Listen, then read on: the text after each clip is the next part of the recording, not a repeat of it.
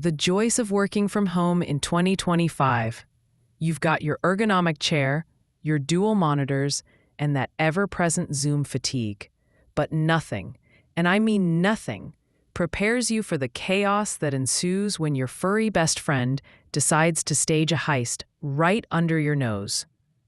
Let me take you through my wild day, step by step, after my dog, Buster, a 60-pound Labrador mix with more appetite than sense, devoured an entire rotisserie chicken while I was on a 3-minute work call. This isn't just a story. It's a slice of American daily life, complete with panic, vet visits, and a whole lot of what now moments. If you're a dog owner in the suburbs or city apartments across the USA, you might relate, or at least laugh at my expense. It all started on a typical Friday morning in my cozy home office in suburban Chicago. The date? December 12th, 2025. A day that will live in infamy for me and my wallet. I'd picked up a rotisserie chicken from Costco the night before, thinking it'd make for easy lunches all week. You know the drill. Juicy, seasoned perfection for about $5. I left it on the kitchen counter to cool, figuring it'd be safe for a quick call with my boss about quarterly reports. Big mistake. Huge. 3 minutes. That's all it took. I stepped into the home office, muted my mic for a second to grab coffee, and when I came back, the kitchen looked like a crime scene. The plastic container was shredded, bones scattered like confetti, and Buster was lounging in the corner with that classic "who, me?" look on his face. His tail wagged innocently, but his belly was suspiciously round. I froze. "Buster, no," I yelled. But the damage was done. He'd inhaled the whole thing. Skin, meat, bones, and all. dadcooksdinner.com. Rotisserie chicken with Chinese oyster sauce glaze. Panic set in immediately. As any responsible pet parent knows, cooked chicken bones are a nightmare for dogs. They can splinter and cause internal injuries, blockages, or worse. I grabbed my phone and Googled what to do if dog eats whole rotisserie chicken, my heart racing faster than during tax season. The results weren't reassuring. Risks of choking, digestive issues, pancreatitis from the fatty skin, and even bacterial contamination. Rotisserie chickens are often loaded with seasonings like garlic and onion, which are toxic to dogs in large amounts.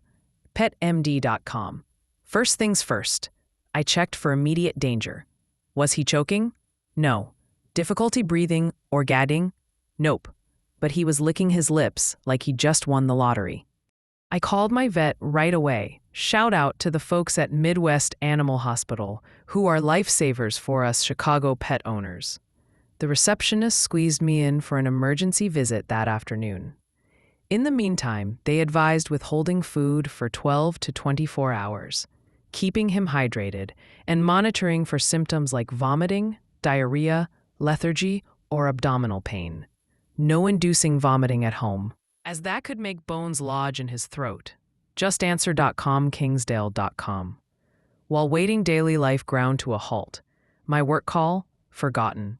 I emailed my boss a quick family emergency note, because Buster is family, right?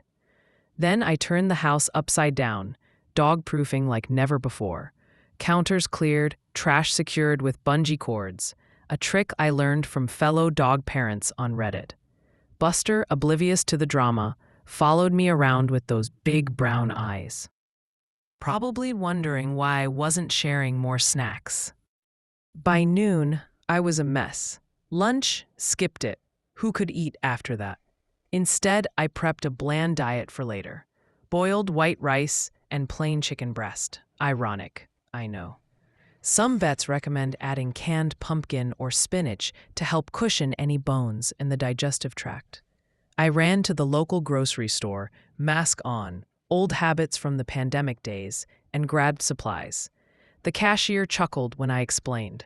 Happens more than you'd think, she said.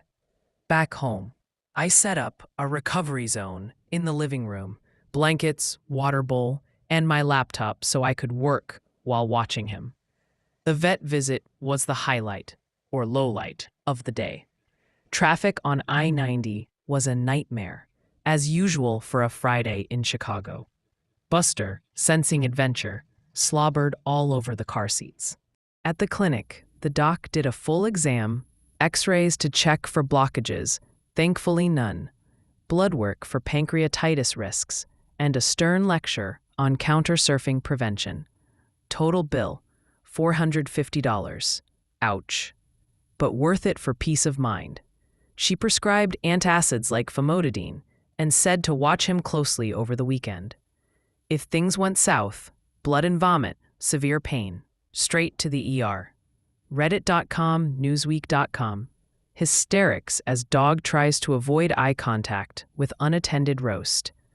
Back home by 4 p.m., the rest of the day was all about vigilance. No walks, too risky if you got sick. Instead, we cuddled on the couch, binge-watching old episodes of The Office, while I fielded texts from friends. "Your dog did what?" one replied, followed by laughing emojis. I shared the story on my neighborhood Facebook group, and the responses poured in. Tips on baby gates, horror stories of similar incidents, and even a recommendation for pet insurance. Dinner time rolled around, and I stuck to the bland diet plan. Buster scarfed down his rice and chicken mix like a champ. No signs of distress. Me? I ordered pizza delivery. Pepperoni. Because why not treat myself after this ordeal? As the sun set over the windy city suburbs, I reflected on the chaos. Daily life with a dog in America means unconditional love, mixed with unexpected vet bills and heart-stopping moments. It's the runs to PetSmart for toys, the early morning walks in the snow, and yes, the occasional poultry apocalypse. The next few days blurred into a routine of monitoring and recovery. Saturday. Buster seemed fine, but I kept him on leash in the yard, watching for any weird poop. TMI, but dog owners get it. I caught up on work emails, balancing laptop on my knees while he napped. Sunday. A quick check-in call with the vet, and we introduced more food gradually. By Monday, he was back to his bouncy self, begging for treats during my morning meetings. This incident changed my daily habits big time. Now, all food goes straight to the fridge or high shelves. I've invested in a better trash can with a locking lid, available at any Walmart or Target across the country. And I've joined more online dog communities like r/AskVet and Reddit for quick advice. It's a reminder that in our busy American lives, juggling jobs, families, and pets, sometimes the smallest distractions lead to the biggest adventures. Reddit.com. If your dog pulls a Buster, don't panic. Call your vet, monitor closely, and skip the home remedies unless advised. And maybe invest in some training classes. Obedience School is calling Buster's name next week. Lessons learned: dogs will be dogs, work calls can wait, and rotisserie chicken is forever off the counter menu. Here's to more calm days ahead in this crazy pet parent life.